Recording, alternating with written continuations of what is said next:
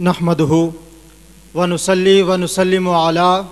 سیدنا و مولانا محمد رسولہ النبی الکریم الامین المکین الرؤوف الرحیم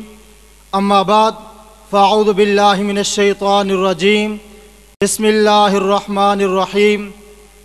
والذی جاء بالصدق وصدق به صدق اللہ مولانا العظیم ان اللہ وملائکتہ یصلون علی النبی یا ایہا الذین آمنوا صلوا علیہ وسلموا تسلیما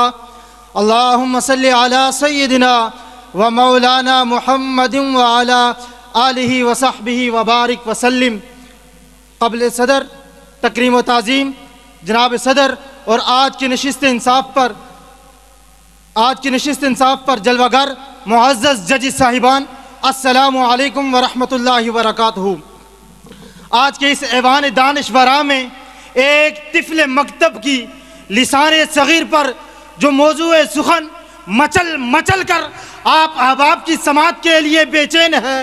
عنوان سماعت ہے سیدنا صدیق اکبر و اہل بیت مصطفیٰ صلی اللہ علیہ وسلم کا احترام باہمی۔ سامعین محترم، آپ احباب کے سامنے اللہ رب العزت کی لارب کتاب قرآن کریم میں سے ایک آیت مقدسہ کا کچھ حصہ پڑھنے کا شرف حاصل ہوا، جس میں رب کائنات ارشاد فرماتا ہے والذی جاء بالصدق وصدق بہ،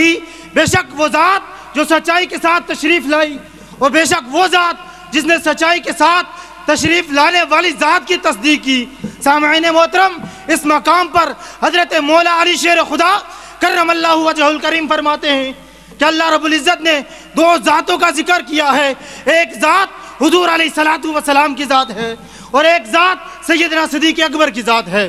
سامعین محترم، عقبہ بن حارث سے روایت کرتے ہیں کہ ایک دن حضرت ابو بکر صدیق رضی اللہ تعالیٰ عنہ مسجد میں نماز پڑھائی اور باہر نکلے اور ٹھہر کر چلنے لگے۔ آپ نے دیکھا کہ حضرت امام حسن علیہ السلام بچوں کے ساتھ کھیل رہے ہیں۔ آپ آگے بڑھے، حضرت امام حسن علیہ السلام کو اٹھایا اور اپنے کندھوں پہ رکھ لیا اور فرمایا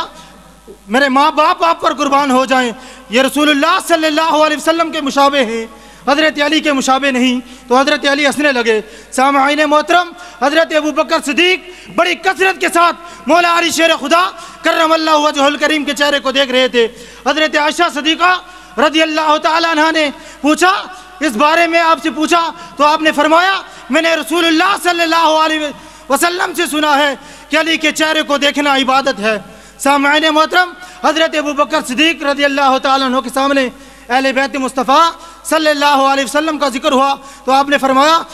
اس ذات کی قسم جس کے ذات میں میری اس ذات کی قسم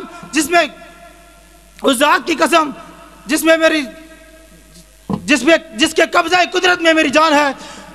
رسول اللہ صلی اللہ علیہ وسلم کے قربتداروں سے محبت کرنا مجھے اپنے قربتداروں سے صلہ رحمی کرنے سے زیادہ محبوب اور پسندیدہ ہے۔ سامعین محترم، دور صحابہ سے لے کر آج تک امت مسلمہ اہل بیت مصطفیٰ صلی اللہ علیہ وسلم سے محبت کرتی ہے۔ حضرت علامہ عبد الرؤف مناوی علیہ رحمہ فرماتے ہیں کوئی بھی امام یا کوئی بھی مجتہد ایسا نہیں گزرا جس نے اہل بیت مصطفیٰ صلی اللہ علیہ وسلم کی محبت سے بڑھ کر کسی اور کی محبت کی ہو۔ سامعین محترم، حضرت مولا علی شیر خدا کرم اللہ وجہہ الکریم کے دور خلافت میں آپ سے پوچھا گیا کہ آپ سیدنا صدیق اکبر کے بارے میں کیا کہتے ہیں؟ تو آپ فرماتے ہیں کہ سیدنا صدیق اکبر کے بارے میں کیا کہوں، جسے رب نے صدیق کہا، جبریل امین نے صدیق کہا، حضور نے اپنی حیات طیبہ میں اپنا نائب اور صحابہ کا امام قرار دیا ہے، میں بھی اسے اپنا امام مانتا ہوں۔